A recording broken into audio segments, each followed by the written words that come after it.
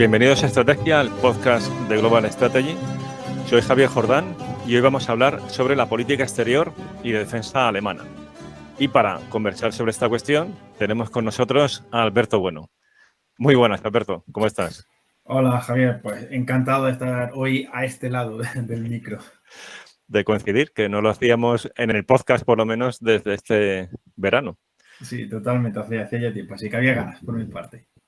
Muy bien. Y además con el tema que nos has propuesto, que es un tema pues fundamental dentro de todo lo que está ocurriendo alrededor de la guerra de Ucrania y también para el futuro de la Unión Europea, pues es un tema que promete. Con lo cual, si quieres, vamos ya directamente a la cuestión, que es qué está pasando con la política exterior y de defensa alemana, y por ser fieles, ¿no?, a la vocación de este podcast, que es de divulgación científica, empezamos con un poco de teoría, ¿no? O sea, ¿cómo se puede explicar el cambio en la política exterior y de defensa de un país cuando normalmente dicha política suele ser estable?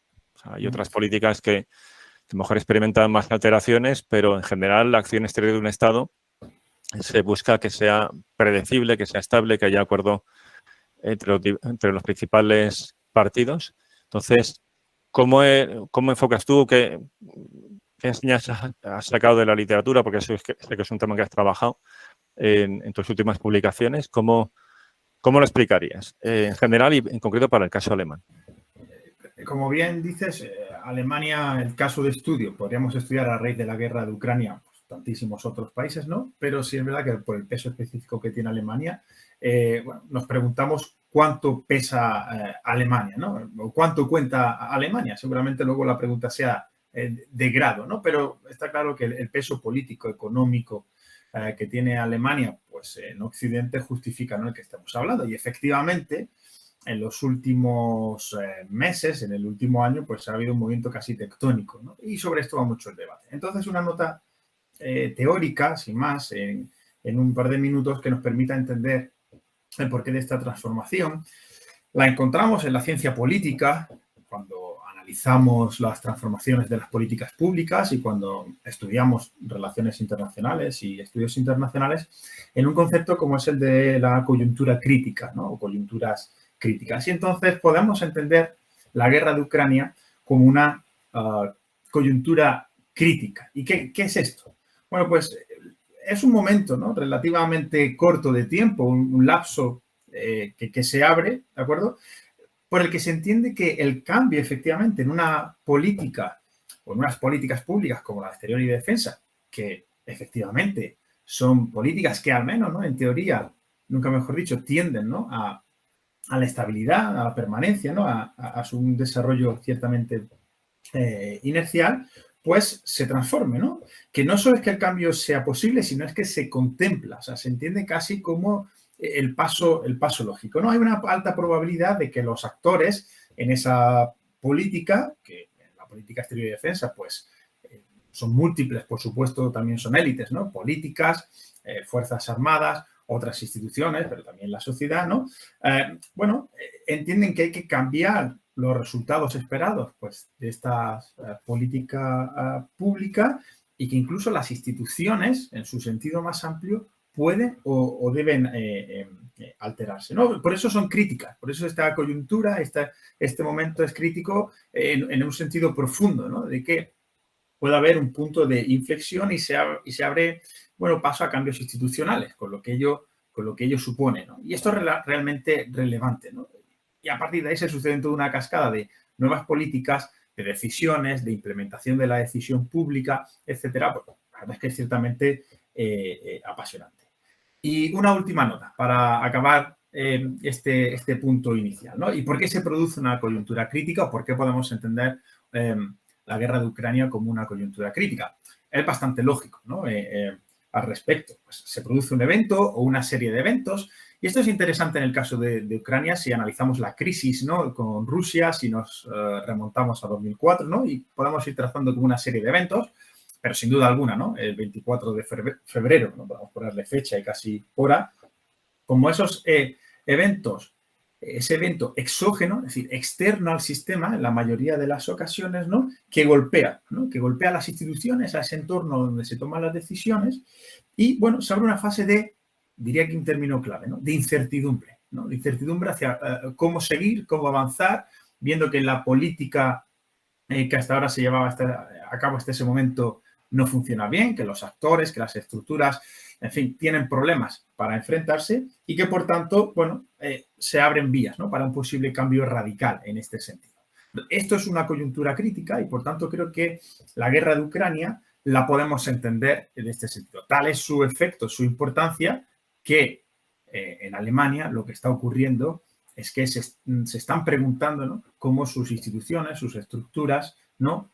Han de responder, han de transformarse, si tienen sentido lo que estaban haciendo ante un nuevo escenario que ha cambiado, de incertidumbre, y los actores implicados buscan nuevos caminos, ¿no? Y por esto es relevante.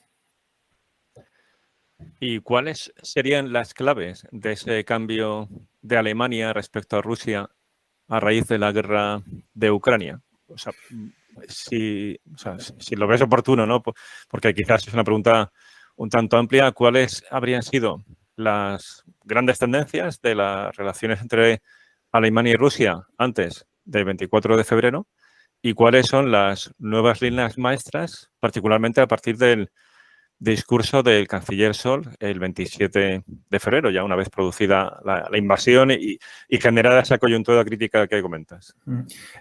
Es cierto que muchas veces hablamos de coyunturas críticas, analizamos este fenómeno y, bueno, hacemos un análisis amplio, ¿no? Para tratar de detectarlo y ver los puntos, ¿no? En muchas ocasiones, tampoco es infrecuente, ¿no? Esos grandes discursos históricos. Pero, como digo, no en muchas ocasiones tenemos la oportunidad también de ponerle casi hora, día, ¿no?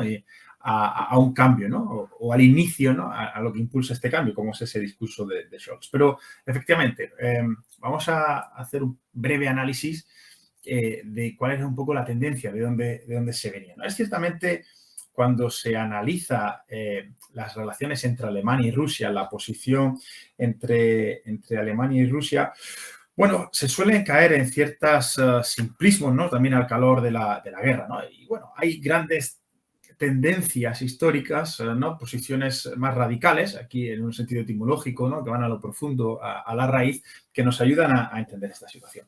En primer lugar, y antes de entrar a esas raíces, sí hay que mencionar que ya en los últimos años, a raíz de, bueno, pues de la anexión de Crimea, de la guerra en el este de Ucrania, bueno, había cierto debate, ¿no? En Alemania acerca de cómo reconducir la política con Rusia, ¿no?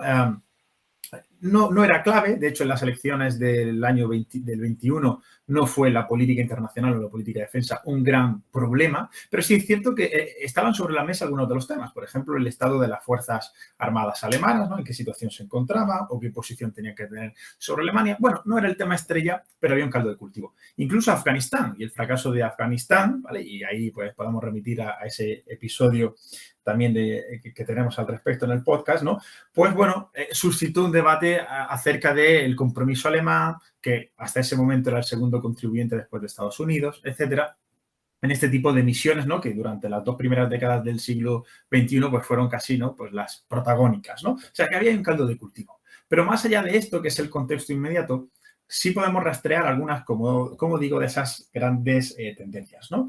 Así podemos hablar de esa política hacia Rusia con distintas patas, ¿no? Hay una muy evidente, que no vamos a ahondar en ello, porque, bueno, las aristas, para más o menos quienes nos estamos en este podcast, ¿no? Quienes nos escuchan y quienes participamos en él, pues son conocidas, ¿no? Son las relaciones entre Rusia, la Unión Soviética y Alemania durante el siglo XX, ¿no? Y, bueno, qué momentos vivieron estas relaciones. Que en su conflicto y tensión también da lugar a que durante la Guerra Fría, no olvidemos, con una Alemania dividida, donde el este es controlado por una de las potencias y la Alemania federal, al menos en lo que respecta a su política exterior y de defensa, está intervenida, podríamos decir, por las potencias capitalistas, pues la relación con Rusia es nuclear acerca del futuro de la nación.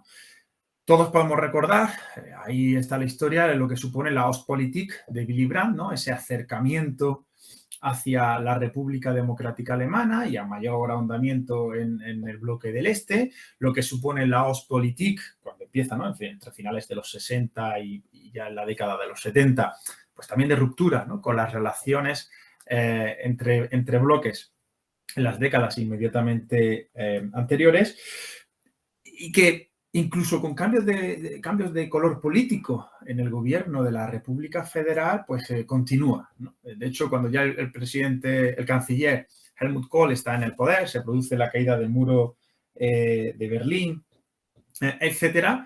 Bueno, la cuestión de las relaciones con la República Democrática Alemana, con los países vecinos del centro y este de Europa y a mayor ahondamiento con Moscú, pues son claves. Digo más, la unificación de Alemania y lo que ello suponía respecto a la política, al Pacto de Varsovia y las relaciones de Moscú con sus países satélites es central. Para Kohl y para buena parte de la élite alemana de la República Federal no se entiende, ¿no?, un fin de la Guerra Fría sin una reunificación o una unificación, ¿no?, de nuevo de las dos Alemanias. Este proceso es interesantísimo para entender luego algunos de los desarrollos, incluso en términos de la Unión Europea o de la OTAN, que se producen a lo largo de los años 90 y a principios de los 2000 en Europa. Cómo se perciben, cómo se ven las relaciones con esos países. Porque se entendía, ¿no?, que en ese fin de la Guerra Fría, en esa distensión y en esas nuevas relaciones hacia el este, que no fueran de tensión bélica, podría hallarse un espacio, bueno, de paz, aunque solo fuera de paz negativa, ¿no?, en Europa. Vinculado con estos dos puntos y con estas relaciones, tensiones, fricciones, cooperación, en esta relación complicada, también encontramos los que, bueno, algunos autores han llamado, algunos de manera descriptiva y otros de una manera claramente crítica, lo que, bueno, se llama una rusofilia sentimental de las élites, ¿no? Es decir, que, bueno, para buena parte de la élite alemana, ¿no?, hay una identificación cultural, sentimental, simbólica con Rusia, ¿no? En buena parte fruto de este desarrollo político y de entender, ¿no?, que la riqueza, el desarrollo alemán, el bienestar de Alemania no se puede entender sin unas relaciones amigables, ¿no?, o estrechas con Rusia. También, por supuesto, tiene que ver con un pozo cultural, un reconocimiento de la cultura rusa como algo rico, importante, ¿no?, algo que hay que adoptar, de la que nos debemos de nutrir y conocer, ¿no? Una proximidad verdadera, ¿no? No entender Rusia como un oso, ese oso lejano, ¿no?, sino como ciertamente un aliado, un vecino con el que hay que llevarse bien. No olvidemos, por supuesto, en este sentido, igualmente la cuestión luego puramente material, lo que supone para Alemania, y también en sentido contrario las relaciones comerciales con Rusia, ¿no? Y ahí, de nuevo, el final del 20, principios del 21, es testigo, ¿no?, pues del incremento de las exportaciones a Alemania hacia Rusia, ¿no? Pero también el gran tema del que llevamos hablando muchísimos meses, pues de la importación de materias primas, fundamentalmente gas, desde Rusia y lo que ello supone. Y aquí conectamos con un último punto, ¿no?, en estas 4 grandes ideas que conectan, que tiene que ver con la propia percepción ideológica de buena parte de esas élites alemanas acerca de la conducción de las relaciones internacionales. En este podcast ya hemos hablado muchas veces, pues, del realismo, del liberalismo, del constructivismo, aunque solo sea para mencionarlos, y ciertamente en las élites alemanas, o en buena parte de ellas, pues había una mirada profunda y un entendimiento cierto de que el liberalismo, como ideología, ¿no?, era no solo una teoría explicativa, sino que era además una recomendación de políticas, ¿no?, que a través del comercio, de las relaciones económicas entre países, entre incluso adversarios, sería posible el reconducir, ¿no?, esas posibles tensiones hacia una situación más amigable. Es lo que en alemán se conoce del cambio a través del comercio, ¿no?, el Wandel durch Handel. Si comerciamos con Rusia, dejará de ser nuestro enemigo para ser nuestro amigo, ¿no?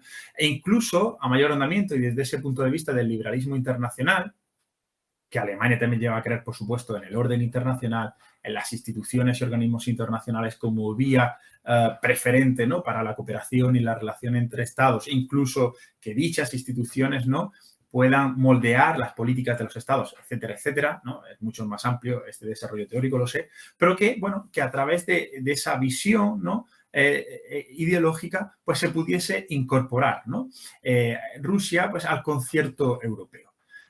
Por tanto, son causas profundas, las relaciones económicas y comerciales por haber mencionadas, las ideológicas, el propio cambio en el contexto de final de la Guerra Fría, mediada la Guerra Fría y final de la Guerra Fría entre las dos Alemanias y a mayor ahondamiento, ¿no?, las relaciones entre Rusia y Alemania en el siglo XX, lo que, bueno, hace, ¿no?, que este cambio, este discurso de Scholz el 27, pues fuera tan importante, tan trascendental y a la vez tan, bueno, nos preguntamos ahora por su recorrido, porque lo que supone este discurso y actualmente en parte de las élites alemanas, al menos consenso entre los verdes, los socialdemócratas, los liberales, los democristianos, es que hubo un error de cálculo. Con Rusia se subestimó y muchos de estos puntos teóricos, ¿no?, de los que estábamos hablando, teóricos e históricos, ¿no?, para mayor precisión, pues empiezan a desmoronar, ¿no?, como azucarillo en café, ¿no?, empiezan a desaparecer y a decir algo hemos hecho mal.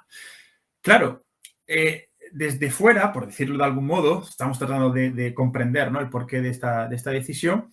Se puede apreciar las incoherencias, las fallas de este discurso. Por supuesto, si seguimos hablando de, no sé, pues por ejemplo, pues de este tercer punto que comentaba del liberalismo y las distintas ideologías. Desde un punto de vista realista, muchas críticas, algunos de esos posicionamientos son difíciles de sostener, ¿no?, de apoyar. Otros países, desde posiciones puramente pragmáticas y de realpolitik, sus vecinos del este, pues llevaban avisando muchos años en Alemania de que estaban equivocados esas élites en sus percepciones acerca del vecino ruso, ¿no?, etcétera, etcétera.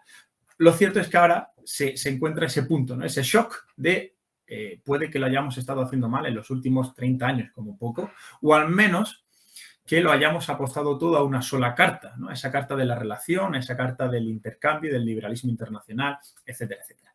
Por eso esta coyuntura crítica es lo que ello supone para esta transformación. Y yendo a ese discurso, un par de ideas que me parecen relevantes simplemente por subrayar. Lo primero, se produce este cambio de política. Qué curioso, ¿no? Los socialdemócratas, que eran ese gran partido que había defendido esta política, ¿no?, la Ostpolitik de Willy Brandt, pues hacen este cambio. Los verdes, que es el gran partido pacifista, ¿no?, que casi uno de los grandes fundadores del movimiento ecologista político, que aboga por el rearme y la inversión en defensa, y los liberales, que habían sido, o que eran el partido de la ortodoxia económica, pues los que apuestan por, ¿no?, y la ortodoxia y la contención del gasto público, los que también firman un desembolso multimillonario en defensa. Porque ¿en qué consistió algunos de estos puntos, ¿no?, de ese discurso de Olaf Scholz? Bueno, este discurso, que es el cambio de época, ¿no?, el Zeitenwende, que vemos en muchos sitios escrito, no es solo un punto de inflexión, ¿eh? Yo creo que Scholz ahí se refería a un cambio de época, es decir, un cambio de era, en el que dice, bueno, ciertas premisas que teníamos respecto a Rusia han cambiado.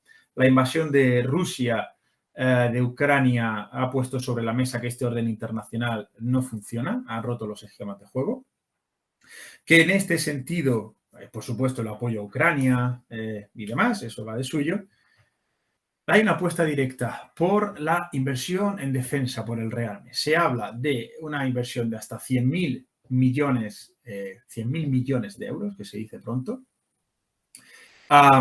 Y incluso que esta partida extraordinaria suponga una modificación de la Constitución para que tenga amparo legal, que no entraremos en lo que eso supone, pero es ciertamente también un movimiento de placas tectónicas, y que se alcance el famoso 2% de inversión en defensa en relación al PIB, ¿no?, de los criterios OTAN, ¿no? O sea, ciertamente es ¿no?, espectacular. Pero es que vinculado a eso, claro, está lo evidente. En una sociedad como la alemana, con una cultura estratégica, y en el episodio 3 de este podcast hablamos tú y yo sobre cultura estratégica, ¿no? Aprovecho para recordarlo. Con una cultura estratégica renuente al empleo de la fuerza, ¿no?, de que el instrumento militar, precisamente en esa lógica, ¿no? Desde el liberalismo internacional, no es la vía preferente o no es el medio, ¿no?, prioritario para la resolución de los problemas, para la persecución del interés nacional, etcétera, etcétera. Claro, que todo esto, que se abra ese melón, es de una profundo... es un debate profundísimo donde, bueno, había ciertas expectativas en que en cuestión de unas semanas algunos de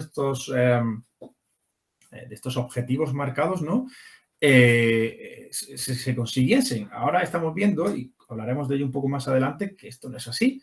Bueno, quizás el primer responsable es el propio gobierno y Olaf Scholz por las expectativas creadas, ¿no? Pero, claro, estamos hablando de cambios de tanto calado, de tanta profundidad, ¿no?, de años, que permean la manera de hacer políticas, las visiones y percepciones de las élites, etcétera, que esperar que en cuestión de unos meses esto pudiera transformarse de manera tan radical, en fin, me parecía un poco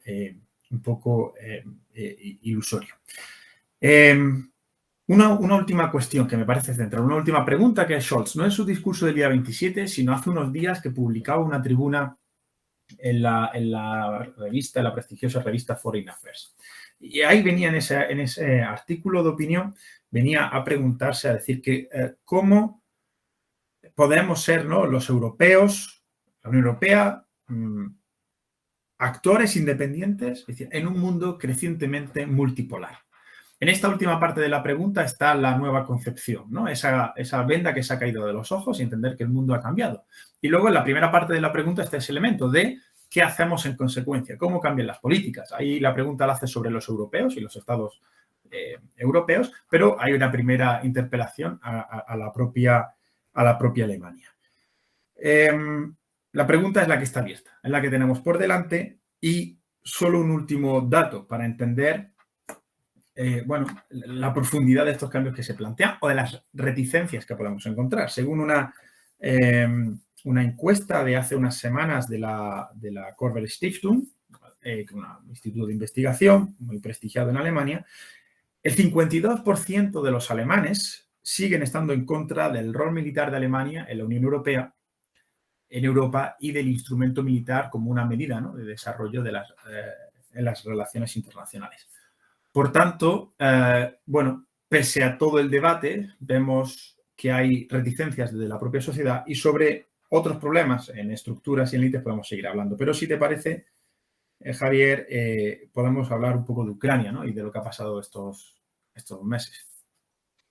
Me parece perfecto, porque es pasar ya de esas declaraciones, de esa intención de cambio, luego a qué está ocurriendo en la realidad, ¿no? Porque en la medida en que las obras, ¿no?, confirmen esas intenciones, pues se podrá producir este cambio real en la política exterior y de defensa alemana, y con el tiempo ir generando una nueva cultura estratégica, que además me ha parecido muy acertado el que te refieras a ella. Ciertamente, en ese episodio 3 conversamos sobre esa cuestión porque es tu tema de especialidad, fue el tema de tu tesis doctoral. Pero claro, para que esa cultura estratégica se modifique, tiene que haber no solamente un discurso, sino luego una política que sea coherente con dicho discurso. Con lo cual me parece muy interesante lo que ahora nos vas a comentar, ¿no? Es decir, ¿hasta qué punto ha habido un cambio real o más bien ha sido un cambio retórico? Nos movemos precisamente en esos dos niveles, que señalas, ¿no? La actuación, un poco la relación, ¿no?, de Alemania con respecto a la guerra de Ucrania. Bueno, yo diría, y esto es opinable, porque sabemos que hay mucho debate, mucho análisis, que Alemania ha sido objeto de fuertes críticas, muchas de ellas muy fundamentadas y con mucha razón, ¿no?, acerca de su desempeño y de su implicación, ¿no? De hecho, en los primeros meses de la guerra, ¿no?, veíamos esas tiranteces, por ser suaves los términos, ¿no?, nada disimuladas entre Alemania, ¿no?, y el gobierno de Ucrania, ¿no?, incluso, y también algunos de los otros países aliados, ¿no?, del este de Europa. Pero como decía, creo que Alemania ha ido de menos a más, y esto se puede explicar por esa dificultad en poner en marcha la maquinaria, ¿no?, en echarla a andar y que se produzca un cambio profundo, ¿no?, en los mecanismos de acción y las propias estructuras. Por llegar a casi el final, por estar en el momento que se graba este episodio, en diciembre del 22, lo cierto es que Alemania se ha convertido en el segundo contribuyente después de Estados Unidos al esfuerzo bélico en Ucrania. El segundo contribuyente, si tenemos en cuenta ayuda humanitaria y militar, ¿de acuerdo? Pero es que incluso, si solo tenemos en cuenta el apoyo y la ayuda militar, Alemania es el tercero, después de Estados Unidos y de Reino Unido. ¿Vale? Esto a principio de la guerra y toda la discusión que hubo era impensable. Algunos decían que Alemania, bueno, pues no estaba por la labor, que no quería, etc. Y hay razones para entender esto, ¿no? Alemania tiene o se está manteniendo, ¿no?, un miedo casi atávico, yo diría, a la escalada con Rusia, a que el prestar determinada capacidad de determinados sistemas en concreto, ¿no?, a Ucrania, pues puedan escalar el conflicto. Esto es, por ejemplo, la explicación a que Alemania a día de hoy, pese a que se la ha mandado parte de Ucrania, pese a que otros socios europeos también se lo han demandado, pues ha decidido, solo por poner un ejemplo, pues el no enviar carros de combate Panzer 2, ¿no?, al país, ¿no? Porque entienden que esto es... Perdona, los Leopardos. Sí, perdón, el Panzer, el Leopard 2, perdón, claro. Los Leopard 2 a Alemania, ¿no? El 2A, el modelo 2A, ¿no? ¿Por qué? Bueno, ahí entienden que esto es un sistema que dotaría de unas capacidades tales a Ucrania y que implicaría directamente el apoyo de un nivel de un país europeo, en este caso Alemania, que escalaría la situación, o que para Rusia eso supondría una escalada, aunque solo fuera inadvertida en el conflicto, ¿vale? Por eso Alemania se ha negado hasta ahora al envío, por ejemplo, del Leopard 2 o de otros sistemas antiaéreos que hasta fechas muy recientes también se negaba a enviar a Ucrania. Sin embargo, al principio del conflicto, y por ahí vino buena parte del caudal de críticas, la ayuda a Alemania era en forma humanitaria. De hecho, uno de los primeros envíos pues, fueron cascos y camillas, ¿no? O algo así. Que, por supuesto, en una guerra pues, también son necesarias, pero para muchos fue, ¿no?, tomado, interpretado como pues los alemanes están haciendo de las suyas, no nos quieren ayudar por sus relaciones con Rusia y además tienen estas reticencias a enviar armamento militar. Sin embargo, lo cierto es que ahora eso se ha transformado por completo y, como decía, según los datos del Instituto de Kiel, en Alemania precisamente, el Instituto de Kiel en Economía Mundial, que es quien está traqueando, ¿no?, pues todos los envíos internacionales a Ucrania, pues Alemania ha alcanzado esta posición. Ayuda y compromisos que va, pues, humanitario de todo tipo, desde calentadores para el frente, ¿no?, o generadores de energía, como decía, cascos, material sanitario, etcétera, hasta también, hace unos días publicaba el Ministerio de Defensa alemán pues toda la lista, ¿no?, de materiales suministrados a Alemania, material militar, y vemos que la lista es amplísima, a excepción de determinadas caveats, ¿no?, de líneas rojas, que como estos Leopard, que son muy visibles y que también hay un debate porque se mantiene que Estados Unidos, ¿no?, si daría el permiso, ¿no?, en fin, si es su visto bueno, por otro lado Polonia, en fin, el debate es mucho más amplio ahí, pero que contribuyen para el año que viene. Hay comprometidos ya 2.000 millones de presupuesto de ayuda militar. Hace unas semanas anunciaban 1.000 millones en sistemas de ciberdefensa para Ucrania. Es decir, que hay un compromiso amplio, ¿no?, y claramente en línea de sostener el esfuerzo bélico ucraniano, pese, como digo, a las críticas. Muchos entienden que, dada la posición alemana, dada los recursos materiales que tiene Alemania, bueno, pues debería tener un papel aún más activo. Esta crítica venía en buena medida, ¿no?, por parte, por ejemplo, pues de los 3 países bálticos, ¿no?, de los socios de Polonia. Esto, bueno, pues como digo, está cambiando. Hay una situación también que me parece interesante a este respecto, que tiene que ver con la propia dependencia rusa. No ese esfuerzo bélico directo con Ucrania en apoyo, pero sí tiene que ver con reducir su dependencia. En los últimos meses hemos visto el impulso y los cambios, ¿no?, en las políticas de los estados europeos por ser menos dependientes del gas procedente de Rusia, un gas que para Alemania ha sido crucial para su industria y para la productividad y competitividad de su economía.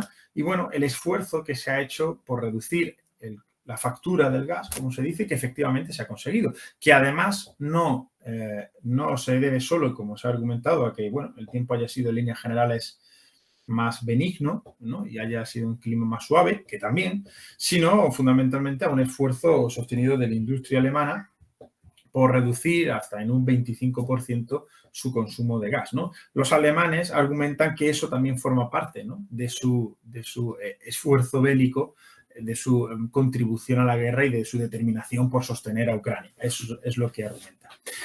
Claro, la cuestión, si podemos asumir que el compromiso con Ucrania es claro, y aquí sería interesante el debate que se abre en torno, por ejemplo, a las dudas que para los socios del este de Europa plantea Francia, que lo ven con una posición más dubitativa, más complaciente, o que recoge ciertos argumentos del Kremlin, y esto, bueno, es parte también de la discusión, de la polémica en las últimas semanas. Parece que ahí Alemania hace el rol de un aliado más, claro.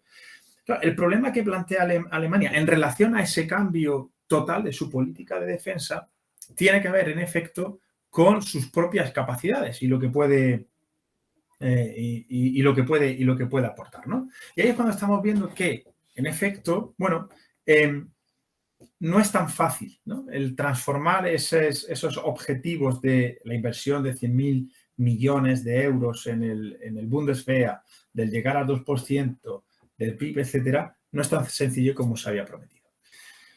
Alemania ha buscado distintas fórmulas, ¿no?, para conseguirlo. Una que va a caballo entre renovar sus arsenales y contribuir indirectamente al esfuerzo bélico en Ucrania tiene que ver con ese que se llaman los círculos de intercambio, ¿no?, el Ringtausch, ¿no?, que se llama, que es básicamente Alemania da material moderno, material bélico a Eslovaquia, a República Checa, a Polonia, a países aliados, y estos a su vez dan su material bélico, en su mayoría de sus stocks soviéticos, y también sus carros de combate, etcétera, los envían a Ucrania. De esta manera, este círculo permite, por un lado, que haya una contribución indirecta a Alemania, puesto que son los otros países quienes dan efectivamente y de manera directa el material, pero es Alemania quien refuerza a su vez, ¿no?, a los aliados, ¿no?, con esos nuevos materiales, como por ejemplo hace unas semanas efectivamente pues enviaba a Eslovaquia, se comprometía a enviar pues Leopard 2, por decir el caso. Este mecanismo no está exento también de problemas, cómo funciona este intercambio y algún análisis en particular merecería. Claro, el problema es que ocurre en Alemania. Si estamos dando nuestro material moderno a los aliados y además nos hemos comprometido a renovar y a reforzar nuestros arsenales, ¿cómo llevar a la práctica eso? Y aquí me quiero detener en dos puntos o en dos comentarios que me parecen muy, muy relevantes por las implicaciones. En los días de febrero, cuando se produce la invasión rusa de Ucrania, el GEME alemán viene a decir que, que el estado del Bundeswehr es un desastre absoluto y sin paliativos. Que si se produjera algo parecido en Alemania, bueno, pues algo así como que lo mejor que podrían hacer los alemanes es rendirse, ¿no? No habría nada que hacer al respecto. De hecho, hace unas semanas en un diario alemán, en el Süddeutsche Zeitung, el mismo GEME, en una entrevista, bueno, explicaba también en qué estado se encuentra el ejército de tierra alemán, ¿no? Y claro, venía a contar, pues bueno, que en los años 60 contaba con 12 divisiones, con 36 brigadas y que actualmente se encuentra con 3 brigadas, con 3 divisiones y 8 brigadas, ¿no? Y que estamos hablando y con un, 15, ¿no?, por ciento de los soldados, ¿no? Y que además ninguna de estas brigadas está completamente, ¿no?, equipada, ¿no?, y lista para el combate, ¿no? Claro, esto es poner muy negro sobre blanco el estado, ¿no?, en el que se halla la fuerza alemana. Pero es que también, bueno, en los últimos años, y esto engarza con la idea inicial que hablaba bueno, del estado, ¿no?, del debate que ya se empezaba a ver, ¿no?, acerca de cuál es la situación del ejército alemán, de su política de defensa. Bueno, pues había datos oficiales que contaban, ¿no?, pues que si hablamos precisamente de Leopard, de Pumas, de NH90, de Tigres, es decir, de estos sistemas que tiene el ejército alemán, pues hablamos de que en torno a un 25-40% de los mismos serían los que estarían listos para ser desplegados, ¿no?, y puestos en marcha. Si se hablaba de los submarinos, pues que solo 2 de los 8, en el mejor de los casos, estaban listos para zarpar, ¿no?, y echarse a la mar. Es decir, era una descripción ciertamente terrible, ¿no?, del ejército, en qué estado se encontraban las Fuerzas Armadas alemanas, ¿no?, en este momento. En un discurso que el GEMAT, en este caso no el GEME, sino el GEMAT, daba hace unos meses, de tono socarrón, me llamó la atención un poco el tono en que lo decía. Venía a comentar que el ejército alemán necesitaba desesperadamente cosas que funcionen, ¿no?, que nada de europeas, porque sé. Claro, esto es muy significativo por esas dos razones. Primero, el tono socarrón, decir, necesitamos funcionar, echar a andar con lo que sea, ¿no?, cosas que funcionen, venía a decir. Y lo otro es que ponía esa salvedad de, bueno, si tienen que ser europeas o hay europeos, ok, pero no necesariamente.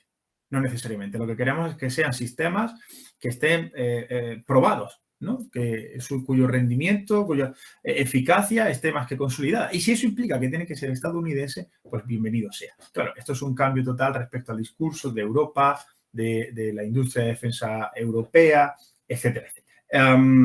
Están estas quejas, ¿no?, está la dificultad y es la bancarrota, por seguir con esa metáfora, el que dice que se afirma en estos análisis de los últimos días que no hay dinero suficiente y que estos 100.000 millones no van a compensar incluso el esfuerzo, por supuesto, como cualquier sistema de mantenimiento y sostenimiento, ¿no?, a largo plazo de las plataformas y sistemas, que ni siquiera para reponer los stocks, ¿no?, esta inversión sería necesaria, lo cual deja entrever, ¿no?, en qué nivel se encuentran las Fuerzas Armadas alemanas. Y un par de problemas más, y con esto podemos ir concluyendo, ¿no?, esta idea.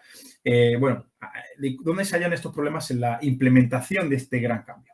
Primero, en la burocracia y en las propias dinámicas burocráticas de funcionamiento administrativo, ¿no?, la lentitud y la ineficiencia, algo que le critica a la ministra de Defensa. Por otro lado, y un problema que se habla también en Europa, en otros países, los occidentales a raíz de la guerra de Ucrania, es la propia capacidad de la industria de defensa alemana para aportar, ¿de acuerdo?, la munición, las plataformas, en definitiva, el material militar que se necesita, ¿no?, el que no tiene esa capacidad para reponer los stocks o para poner sobre la mesa directamente sistemas modernos. El tiempo, por supuesto, ¿vale?, que todo lo dilata. Y no es tan fácil, por lo que estamos comentando, el implementar un cambio de mentalidad directamente, cambio en la cultura estratégica alemana. Y dos cuestiones que hace varios meses también la prensa internacional económica lo señalaba, ¿no? La fortaleza del euro, del dólar frente al euro, la fortaleza del dólar, con lo que eso implica a la hora de adquirir sistemas de factura estadounidense, y también la propia inflación que estamos viviendo en estos meses, porque eso supone un reajuste acerca de las previsiones del 2% y de cuánto se puede hacer con estos 100.000 millones. Por tanto, ya se está hablando que este 2%, el alcanzar este 2%, en el mejor de los casos, no se alcanzaría para 2023, sino que tal vez se mueve ya hacia el escenario de 2025, si no más. Bueno, no es fácil, ¿no? No es fácil, como digo, entender todas las aristas, son demasiadas, pero sí creo que podemos comprender, bueno, esas causas profundas, ¿no?, en la política alemana que nos permitan entender la trascendencia de esta transformación, que quizá ciertamente no se desarrolle hasta los niveles ¿no?, donde se sitúan las expectativas, pero que sin duda alguna, bueno, han abierto un debate, tanto en Alemania como fuera de Alemania, pues acerca de su política de defensa, su política exterior, de su cultura estratégica y su seguridad nacional, más allá incluso de la gran estrategia, ¿no?, si alguna, que pudiera tener Alemania. Fantástico, Alberto. Muchísimas gracias. La verdad es que ha sido una imagen completísima del tema que queríamos tratar, que es cómo se ha visto afectada la política exterior y defensa alemana por la guerra de Ucrania. Bueno, hay muchísimo contenido. Me ha parecido alucinante lo que comentas de ese estado de falta de preparación de las Fuerzas Armadas alemanas y del agujero económico que va a suponer devolverlas a la operatividad. O sea, yo creo que hay varias cosas. Uno, es una llamada de atención al resto de países europeos que también han disfrutado de esos dividendos de la paz y el gasto no priorizado, la preparación de las Fuerzas Armadas en general de todos los países europeos, salvo honrosas excepciones, como, pues, no sé, Francia o Reino Unido, que aún así también la propia Francia ha visto, pues, voces desde el ámbito militar que cuestionaban su operatividad real para una guerra convencional. Y luego, por otro lado, en el caso alemán es que llama especialmente la atención esa falta de preparación teniendo en cuenta su presupuesto de defensa, que no era pequeño tampoco en estos años. ¿Verdad? Que hubo un descenso, lógicamente, después de la Guerra Fría, pero tenía un presupuesto de defensa notable, ¿no? Y, de luego, muy por encima de la media, en términos absolutos, del resto de países europeos. Yo creo que van a tener que hacer un buen examen de la efectividad de ese gasto. La verdad es que súper interesante todo lo que nos has comentado. Yo creo que era algo que nos preguntábamos, ¿no? Es decir, bueno, cómo afecta todo lo que hemos visto a Alemania, que tenía esa política exterior que has introducido al comienzo, esas tendencias, que a largo plazo esto es un cambio radical y, claro, nos interesa como europeos saber qué ocurre en un país tan relevante para la Unión Europea como es Alemania. Pues gracias, Javier. Genial, gracias a ti. Un abrazo. Otro.